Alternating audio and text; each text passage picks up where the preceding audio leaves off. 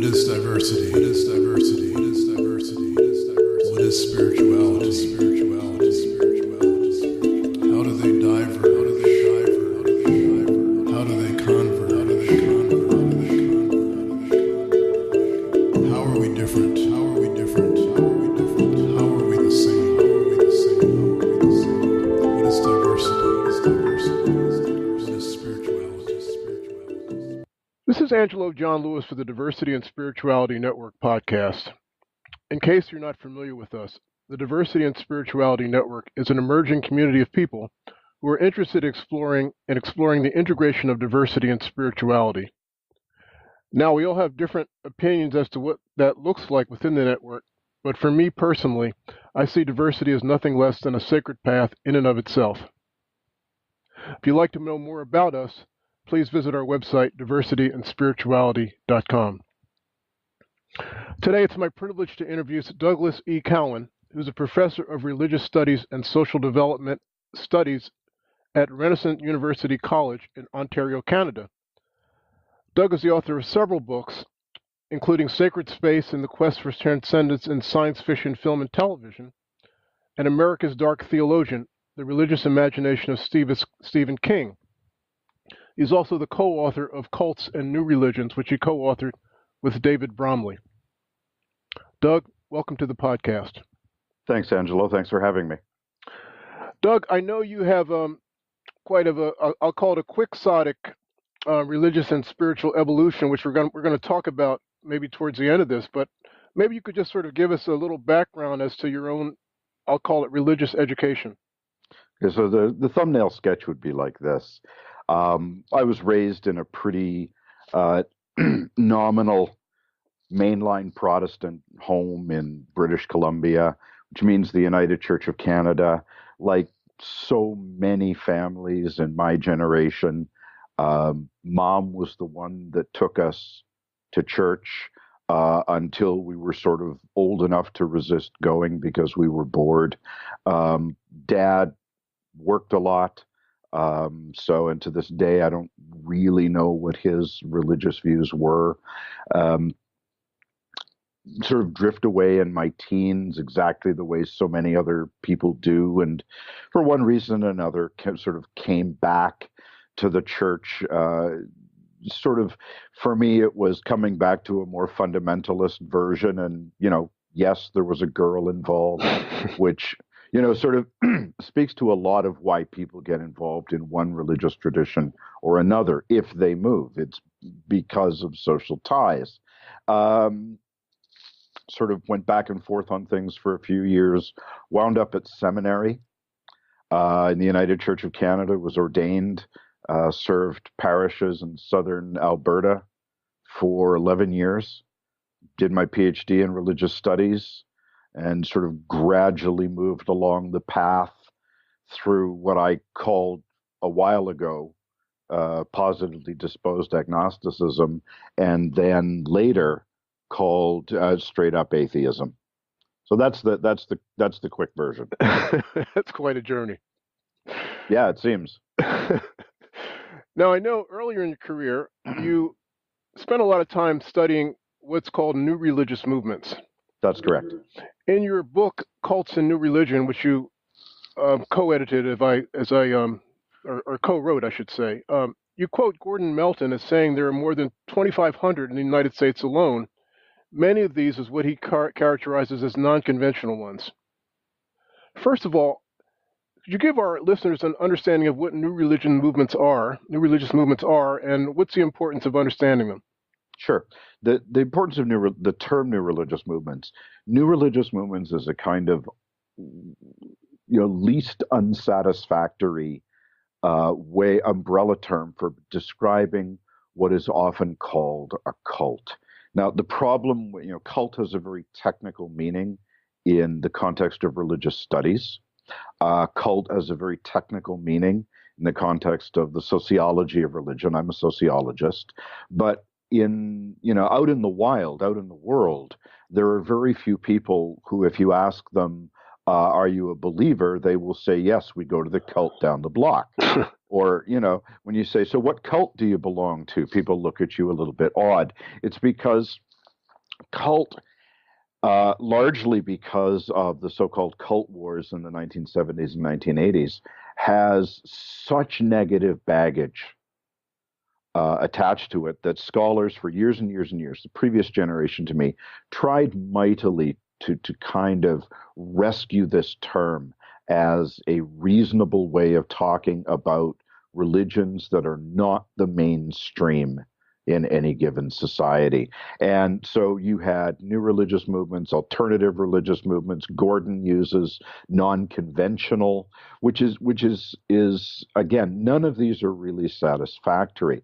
What they do, though, is together as an umbrella term, they describe religious groups, traditions. They could be small, they could be large. You may never hear about them. They may be in the news all the time, which are not socially mainstream, which are not culturally conventional. So in Canada, for example, when I ask my students, what is the largest religion in Canada? They go, well, Christianity, which is true. And I say, well, okay, in Canada, are there more Protestants than Catholics? And in my classes, very often they go, well, there are more Protestants. That isn't true at all. There are, in fact, twice as many Catholics in Canada, roughly, or half again as many Catholics in Canada as Protestants. But that's the conventional religious tradition, or religious traditions. Non-conventional religions run the gamut from those which are newly arrived. So Asian traditions that came to the United States in the 1960s as a result of the repeal of the Asian Exclusion Acts. So all of a sudden you had immigrants from a variety of different Asian countries bringing their religious traditions with them. That's a new religious movement in that context, right? So new can mean it is geographically new. When Muslims started immigrating in greater numbers to Canada and the US and Britain and France and Germany, it was a new religion in those geographic spaces. Can also be new temporally. I mean, there was a day before Christianity, right? There was a day before Buddhism. So it's this umbrella term to describe religions which are not culturally conventional. Does that make sense? Yeah, it makes perfect sense. You describe in your book the mid-'60s as a particularly explosive time for growth in this category. You mentioned Asians coming from from their country to this country. Are there other factors that made it particularly ripe for this type of emergence? Sure. One of the most prominent ones is the counterculture, where you had an entire generation of people responding to a variety of different pressures, ranging from the emergence of new art forms such as rock and roll, beat poetry, to a really deeply ingrained sense of injustice in North American society, particularly as it pertained to racial issues, to issues of sexism, to, at that point in time, the war in Vietnam. So what you had was this kind of boiling cauldron of ferment that, in many cases, aimed itself right at these conventional churches. So, for example, what you had a number of what were called Jesus people movements. These are small groups. A lot of them you never heard about. Some of them became poster children for the sort of the cult wars. Others sort of migrated and have gradually evolved into what we might know as mainstream evangelical churches. But the basics of them was they looked at what they had gotten as the institutional church, whether it's Catholic or Methodist or something like that, and went, you know what, that's really not what Jesus meant. He really meant something else, something more. It's often called, some groups call it the sort of return to primitive Christianity, sort of, we're going to get back to what the Bible really taught, that kind of thing. And so you had groups like the Children of God, the Moonies, which is the Unification Church, you had these groups sort of emerging. There was a guy named Arthur Blessitt, which is the greatest name for a preacher ever. Arthur Blessitt, he made his bones by dragging, like it was a 9-foot cross all across the U.S. and then across, if I remember correctly, the story across Europe as a way of proclaiming the faith, right? So rather than people going to the giant cathedral-like church on the corner for an hour on Sunday, these groups began asking, how do I live this particular life differently? So that's the Christian groups. Then you had, as I say, the Asian groups. You had Buddhism coming in. You had transcendental meditation. You had the Hare Krishna movement. And that brings us to the pressure of popular culture. In popular culture, who is the Hare Krishna movement and the Transcendental Meditation movement associated most with? They're associated with the Beatles. So all of a sudden, you have what I call emulative conversion. Fans of the Beatles, they see, George Harrison singing his famous ballad, My Sweet Lord, which is the refrain for which is Hare Krishna, Hare Krishna, Hare Rama, right? From the Hare Krishna movement. And then you've got all the Beatles kind of hanging out with the Maharishi Mahesh Yogi, and very famous, arguably the most famous photograph of that particular religious movement. And all of a sudden you get millions and millions and millions of fans who look at that and go, hey, maybe that's for me. Fast forward 40 years or 30, 35 years, you see an upswing, I argue at least, that you see an upswing in interest among particularly young women in modern paganism.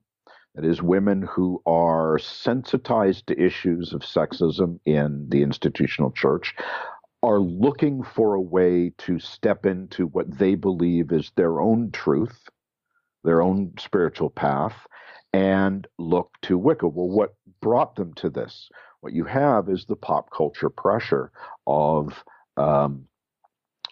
series like Charmed and Buffy the Vampire Slayer, the second most popular character of which is Willow, the young woman who becomes a Wiccan. You've got Sabrina the Teenage Witch. You've got Practical Magic, the movie Practical Magic. You've got the movie The Craft. All of these are not sort of recruiting tools, but what they are is they present this religious alternative in a way that does not, by definition, denigrate it. It presents Wicca, paganism, as a live option for these people. Now, my argument also runs that as soon as that pop culture pressure goes away, interest wanes, which is exactly what we're seeing, not for nothing. Well, you've been describing more or less a United States, Canadian, maybe arguing European phenomena. Is this a worldwide phenomena, or is this mostly just confined to very developed countries like the United States? It's actually the situation that I am describing is sort of located more in the developed West, and I use that term very advisedly. There are a number of countries where you have one religious group that basically controls things, right? There are a number of Muslim majority countries which are basically theocracies. You have in Burma right now, you have a Buddhist majority, essentially ethnic cleansing of a Muslim minority, the Rohingya. You have in large parts of Africa, especially West Africa, one of the fastest growing religions in that region is not, in fact, Islam. It is a very sort of Americanized version of what's known as word faith Protestantism, this kind of almost Pentecostal Protestantism. That's some of the most fastest growing, among the fastest growing in parts of Africa. So there's no way to say this is definitely one area of the world versus the other, but there are certainly regional differences. Now, switching gears, you've written a lot about the influence of the internet on religion.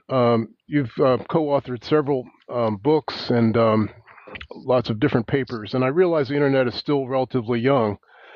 But what are your, I guess, top of the head thoughts as to how it's influenced religion and religious practice? Well, I think it's, as you say, it's pretty young. I mean, right now I'm faced with students for the first time in my classes who, since they discovered they have opposable thumbs, have never not had Google, right?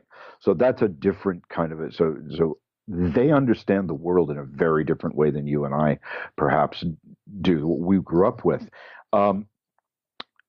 The two things that I've been particularly strong on in terms of trying to understand religion on the internet is trying to be relatively restrained about hyperbolic claims. Like when the internet first sort of burst on the scene in the mid 1990s, and all of a sudden people were saying things like, wow, you can send email for free after you've bought the $2,500 computer and the $70 line and the modem and all the rest of it. It's the most expensive way to send communication in history. But people were saying, wow, within 100 years, everybody's going to be doing religion on the internet.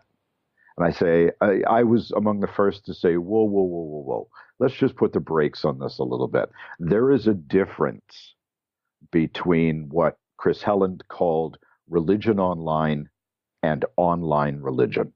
The difference is, it's a continuum, but the difference put generally is this. Religion online is kind of locating religious products, religious resources, religious services in an online environment. So whereas a church might have paper brochures that are available for people who come to visit, those are now also available online. Now, of course, it's, click to see this week's sermon, that kind of thing. Online religion is that's the less interesting part. Online religion is actually the really interesting part. That is what happens when people actually move their religious practice to the online environment. Now, very early on, we saw, people setting up these little altars that had, back then they looked very cool. Now they seem very rudimentary, right? Very rudimentary icons. And, you can you click on it and you can light a candle kind of thing, which is a very rudimentary way of doing practice. But think about what has happened in the last 20 years. I mean, social media is barely a decade old, and it's changed the way the world works. So imagine virtual reality in another 20 or 30, or if Ray Kurzweil is right, and there is something approaching a synchronicity in the next 50 years, what happens if you have something, now we do virtual reality, we have goggles and headphones and gloves. Imagine an entire suit. I call it a haptic suit. Imagine an entire suit that so completely fools your brain that you cannot tell the difference between actually physically going, let's say, to Notre Dame Cathedral in Montreal, and the experience of being there. It's like something out of Philip K. Dick. Now, at this point, if you had visited Notre Dame and you say, I went and I saw it, and it was spectacular, and I go, yeah, you know what, I visited it too. Oh, really? When was that? Well, I actually saw it on my computer. You wouldn't consider those experiences comparable. But in 20 years, what might it be like? That's when those questions of religion online will really become salient. Yeah, the notion of place will have a whole other different meaning than now you go to a church and they have community that's based on a place. Yeah, and that was another one of the very early sort of resistances to the online environment is that people said, well, and they were using a very 19th century, sociologically, they were using a very 19th century notion of what community meant. And they said, well, you have to be sort of physically co-present in order for something to be a community. Yet I question this. Well, what happens, though, when you get people who don't know each other? They've connected through a support group for, I don't know, people who are exploring leaving religion. They've connected through this support group that's online. They converse regularly. They support each other. They consider themselves a community. They have all the attributes of being a community, except for the fact that their method of communication is electronic, not physically co-present.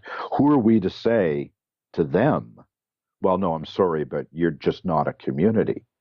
That just didn't make any sense to me. So the idea, what the internet has done more than anything, I think, is connect people who might never have ever have connected before. So if you're in the Midwest of the United States, for example, and you're a young woman and you're interested in Wicca, maybe there aren't any Wicca people around, but you can certainly find them on the internet and find a way to kind of create community with them. Yeah, exactly right. And that's, I wrote this book called Cyberhenge, which is about modern pagans on the internet. That's exactly what I describe in that book. Now, that book was published in 2005, which is a little unfortunate, because if I was going to rewrite that book now, I would have to take account of social media, which didn't really exist then when I was writing the book. But the basic function of these things is the same. Or to take actually a more common example, let's say you are in, I don't know, Alabama, and you are made more than a little uncomfortable by religious pronouncements from an accused child molester who is standing for the U.S. Senate, let's say. And what that leads you to question, all of a sudden, your questioning of these people. And how can you believe these things? How can you preach this thing and support this person? Leads you down the path of beginning not only to question your particular community, but your faith itself. So you start down this, this journey towards what I would call deconversion. And you're in the Deep South. I guarantee you that there are other atheists in the church pews with you or somewhere along that journey, and you can substitute humanist, freethinker, secularist, agnostic, choose your label. But I guarantee that they're there. But they may not know each other. They may not know that somebody else is there, or they may not have any way to be in touch. Now, all of a sudden, you've got the internet, and you can say, atheists in southern Georgia, click. And all of a sudden you can be connected to fellow travelers. You can be connected to people who are perhaps wrestling with the same issues, who are perhaps asking the same questions, who've maybe been where you are and can help you understand what it is that you're feeling and what it is that you're transitioning through. Now, you mentioned the word deconversion, Douglas, and I'm curious as to your own experience with deconversion. I mean, you've come a long way from being a mainline Protestant minister for the United Church of Canada. What led you to turn away from theism to atheism? I'll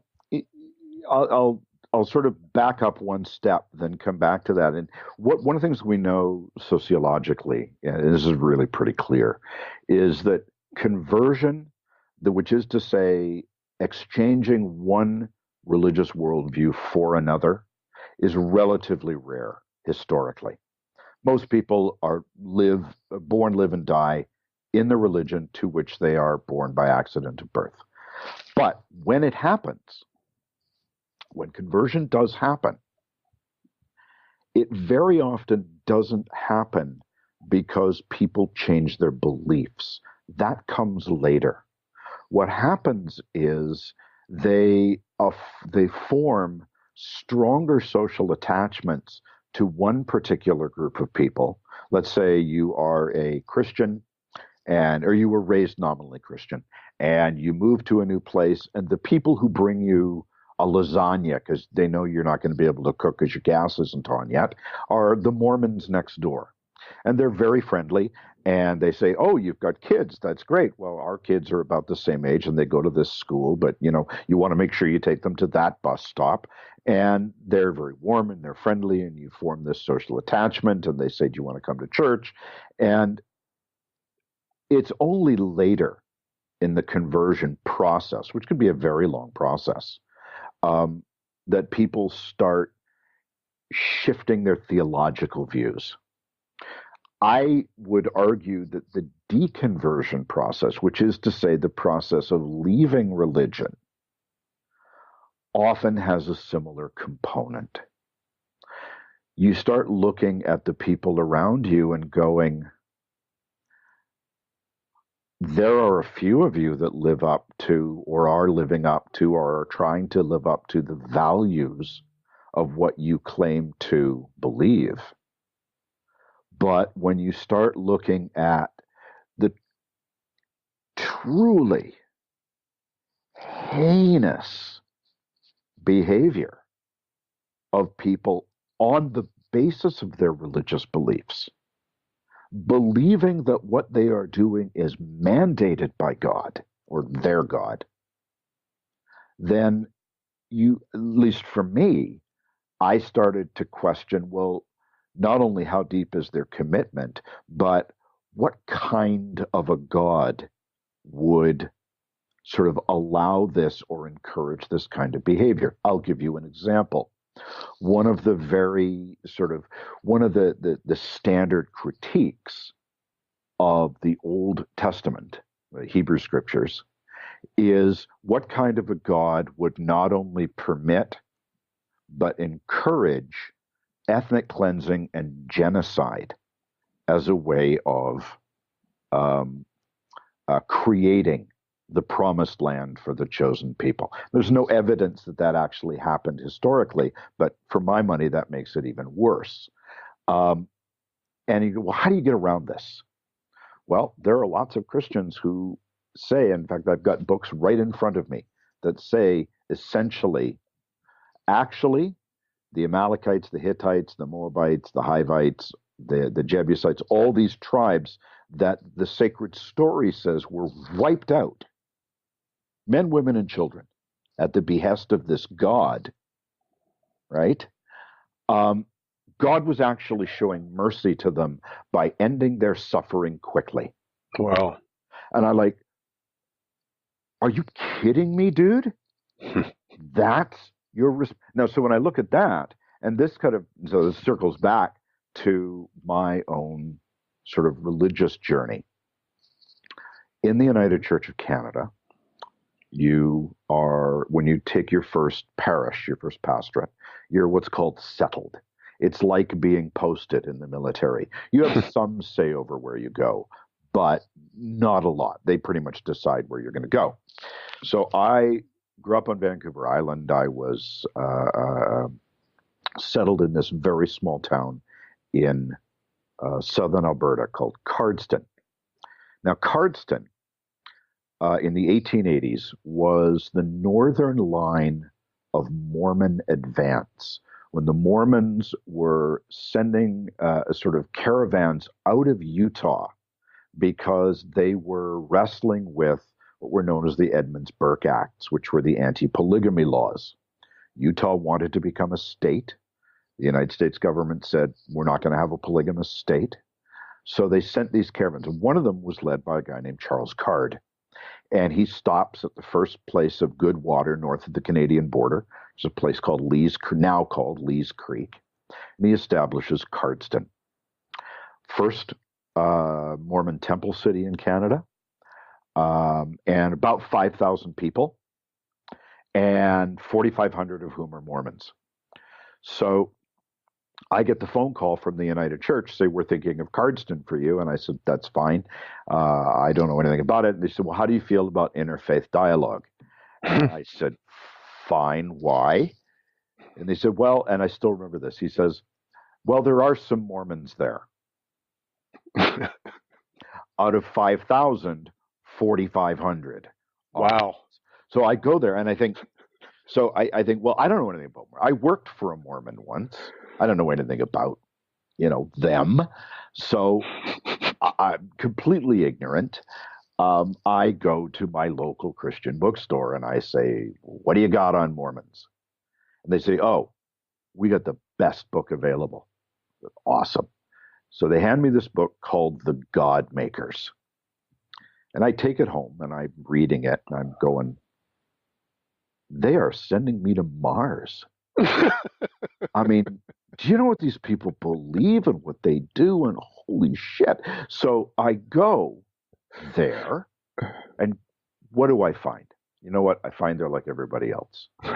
Some are friendlier than others. The Mormons, by and large, were very, very welcoming to me, far more than, other denominations. They were very, very welcoming. I mean, because I was the long-haired kind of hippie minister at that point. And, in a small town, when there's a death, especially of a prominent member of the community, everybody comes to the funeral, right?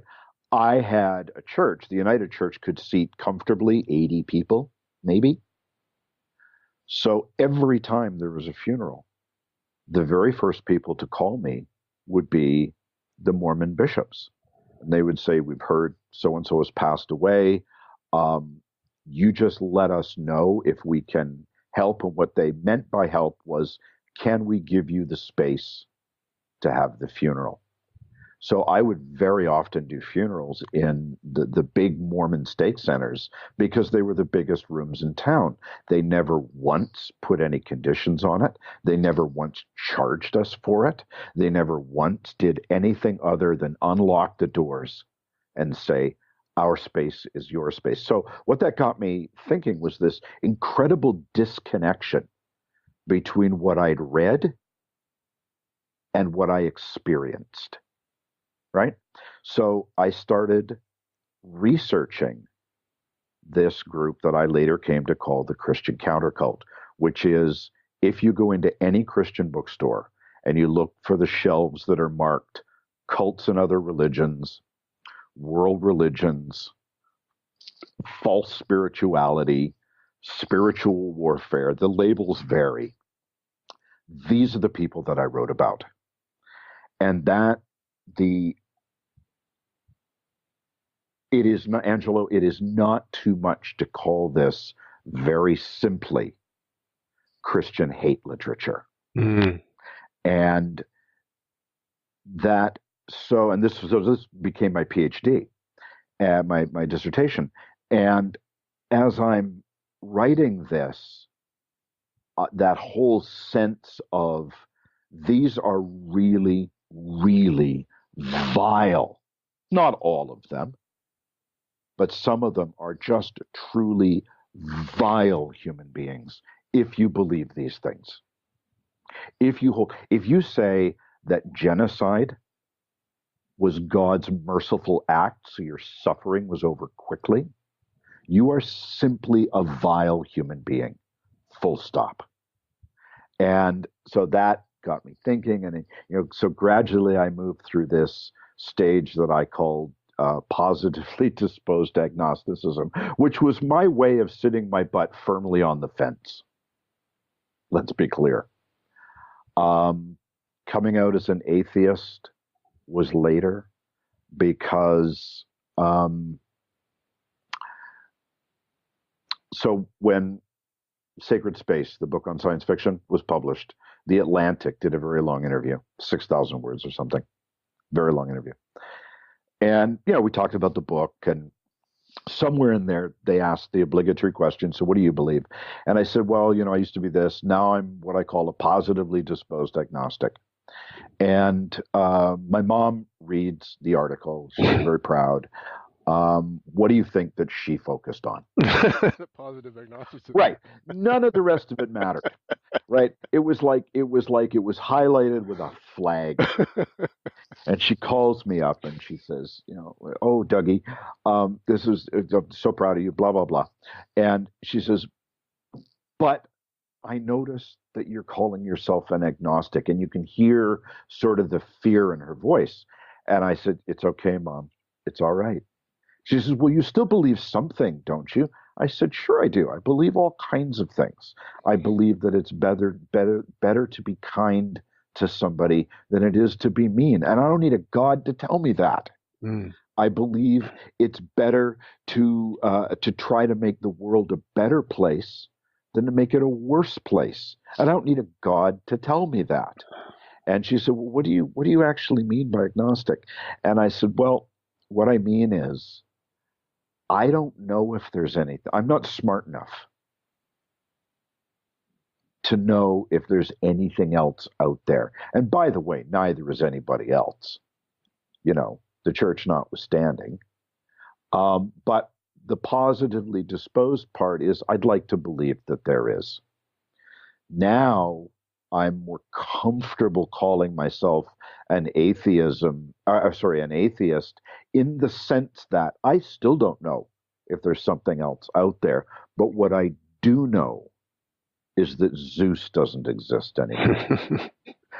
When in my classes, I very often start classes by saying I make certain assumptions. One of the assumptions that I make is that you are all atheists. And, that never fails to get a rise. You see paper shuffling and their cell phones to see if they can sign out of the course and get into another course or something. And I said, I don't know, hang with me for 5 minutes. And I said, because hands up all the Zeus worshipers. They kind of look around and they go, well, we saw the Thor movies, but we don't know anything about. Okay, so no Zeus worshipers. Any Dumuziabzu worshipers here today? Ishtar worshipers? No? And so basically I go through about a dozen gods until it just gets to the point that I'm just showing off. And I go, so you're atheists when it comes to all these gods. If you were raised a Christian, you're an atheist when it comes to Hindu gods. And all the Christians are going, okay, yeah, that makes sense. So we're all atheists, as people like, Richard Dawkins and Sam Harris and, A.C. Grayling and people like that say, we just take that step one further and say, Allah, not so much. Yahweh, not so much. We just take the step that there is no evidence that these gods exist. We don't exclude the possibility that there is something else out there. But absent evidence for it, we're just going to withhold judgment. Does that make sense? It makes sense. And I know that you're very passionate about this. I know you've given a talk about this. And I want to, I guess, invite you to give an elevator speech answering the following question. Why does atheism matter?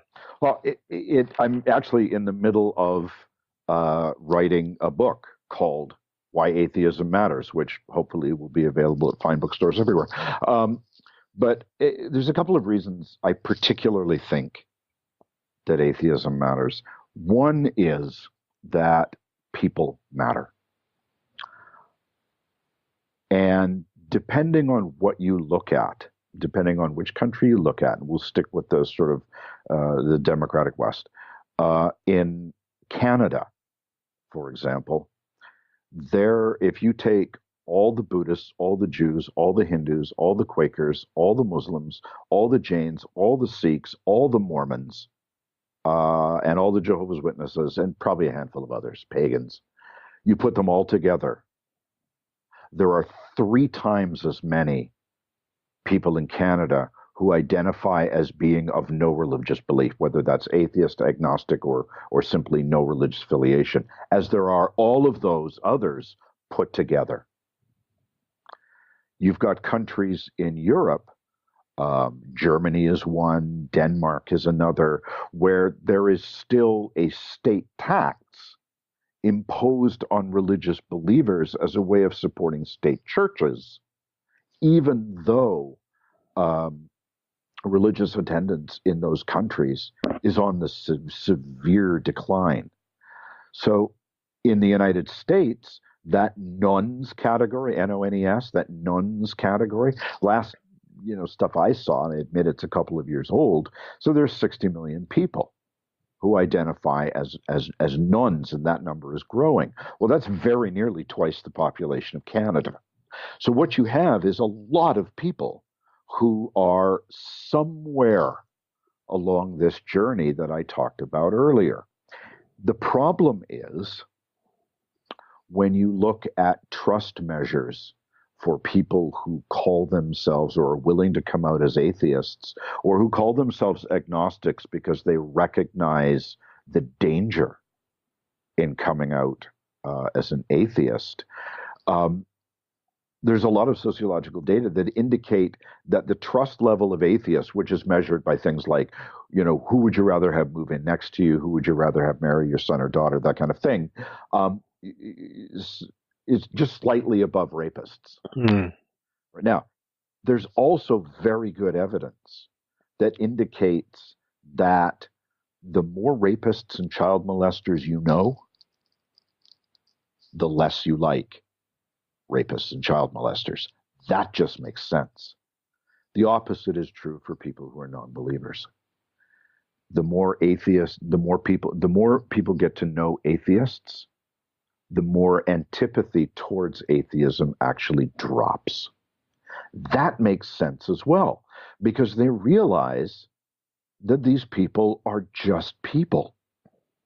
Some are better with their kids than others.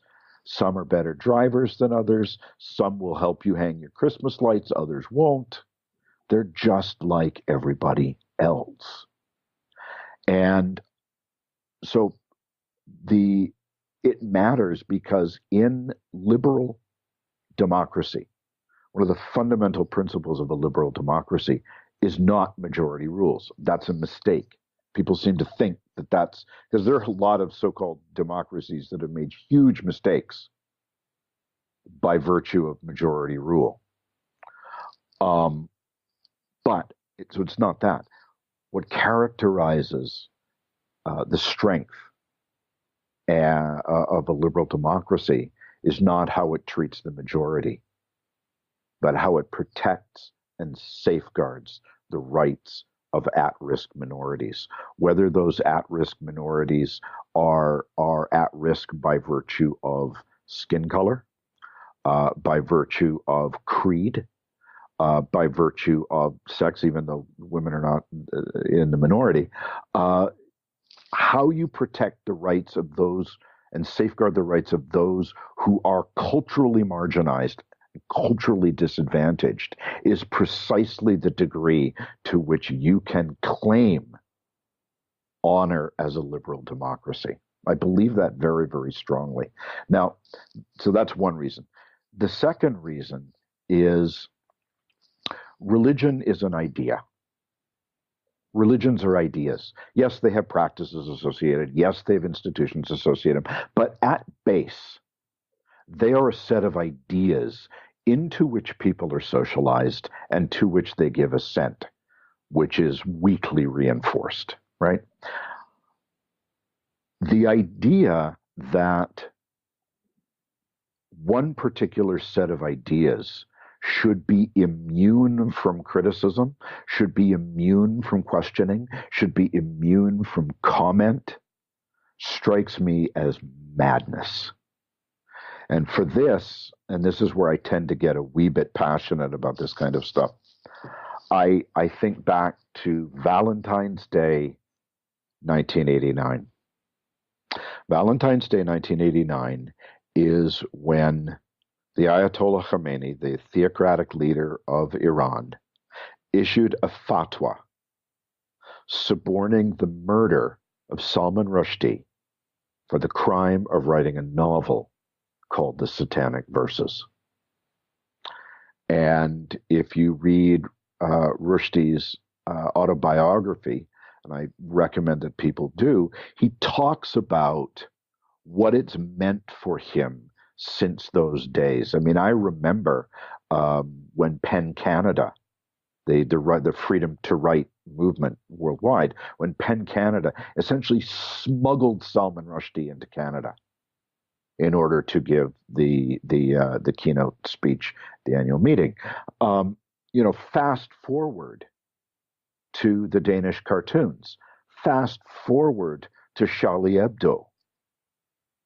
My position is taking offense is not an argument.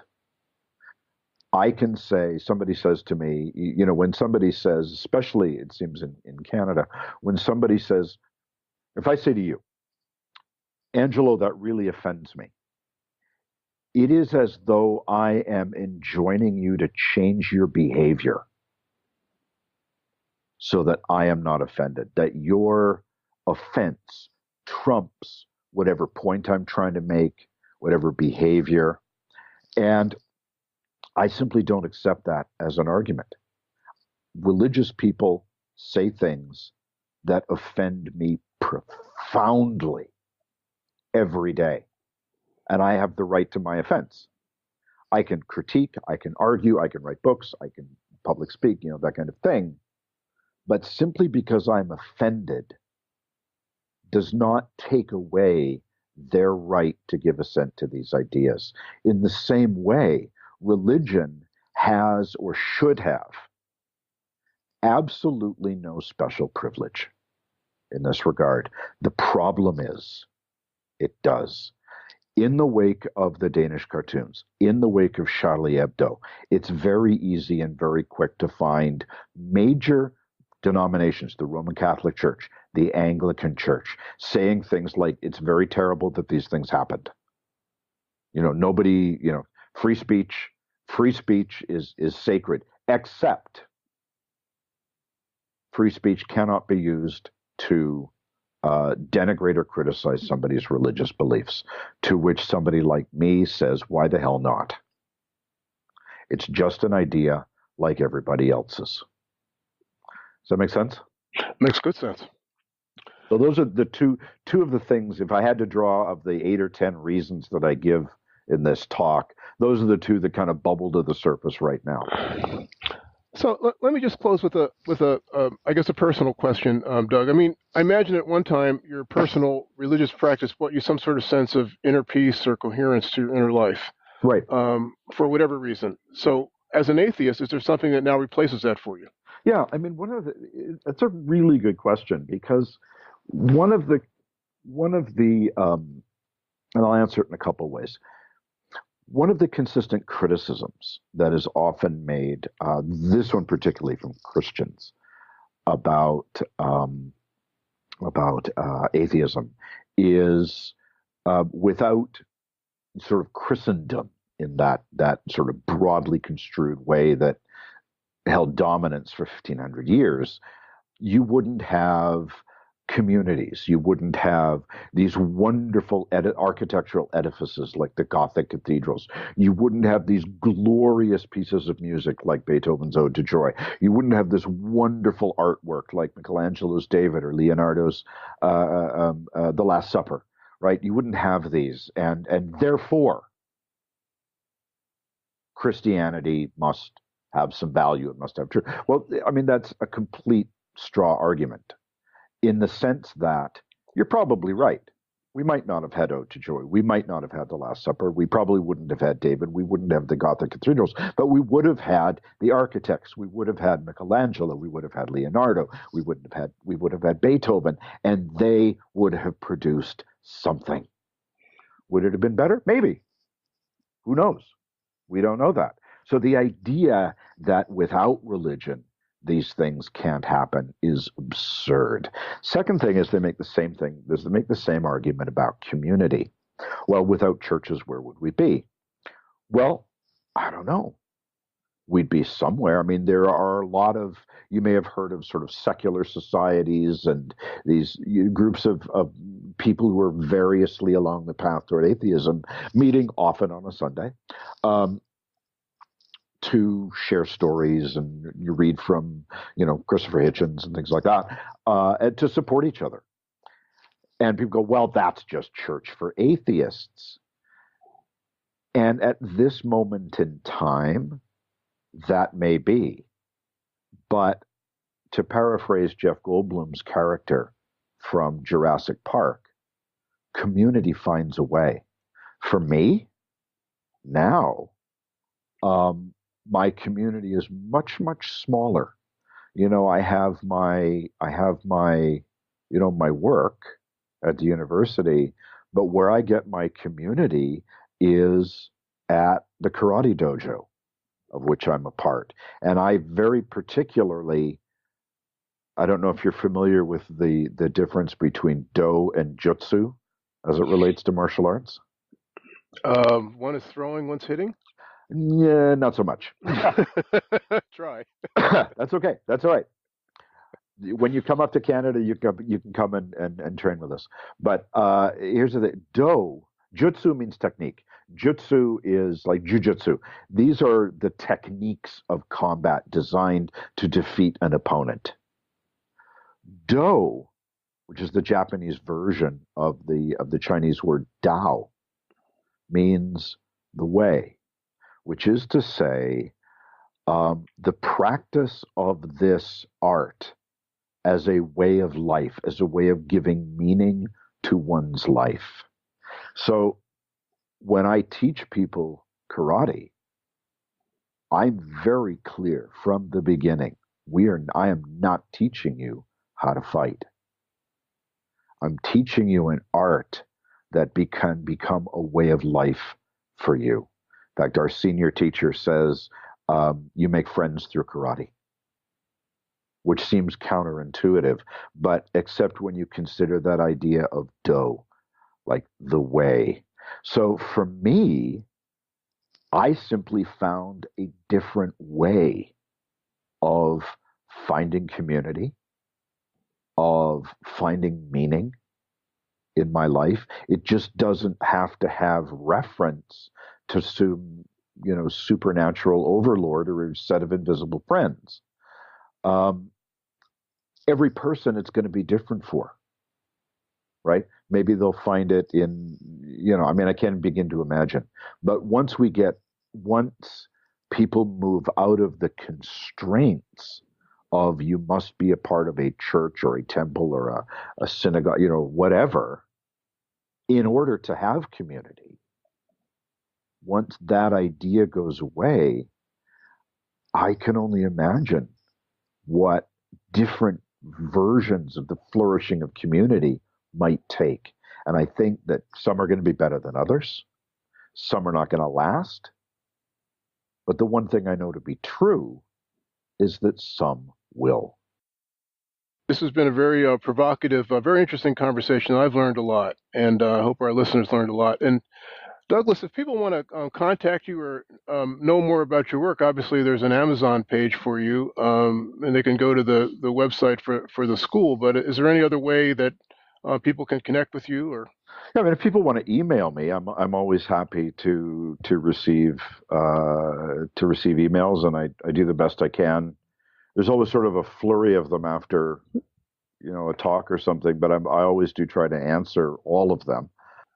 Yeah, people are welcome to email me. Thank you so much. This has been a great conversation, and I really enjoyed it a lot. And I'm looking forward to sharing it and to staying connected with you in the future. Thus concludes my interview with Douglas E. Cowan, former United Church of Canada minister turned atheist, and author of several books, including my favorite, Cults and New Religions. We have a few events coming up which I'd like to tell you about, starting with our monthly online community event, which takes place on the third Saturday of every month, and Dancing with the Other, our February 24th Langhorne, Pennsylvania event, in which we explore what the other means to each of us and what that means for our relationships with ourselves and for people in our lives who represent the other. You can find more information about each of these events on our website, diversityandspirituality.com. And if you like our podcast and would like to receive it automatically, please subscribe to us on iTunes or whatever podcast platform you use. Just search for the podcast of the Diversity and Spirituality Network to find us. And if you have found us, please rate us and send us feedback. And if you'd like to support the podcast, in effect, be one of our sponsors, you can do so through patreon.com. For as little as $1 each month, you can receive exclusive information about our podcast. To find out more, go to patreon.com and search for Diversity and Spirituality Network. Look forward to talking to you next time. What is diversity? What is diversity? What is diversity? What is diversity? What is spirituality?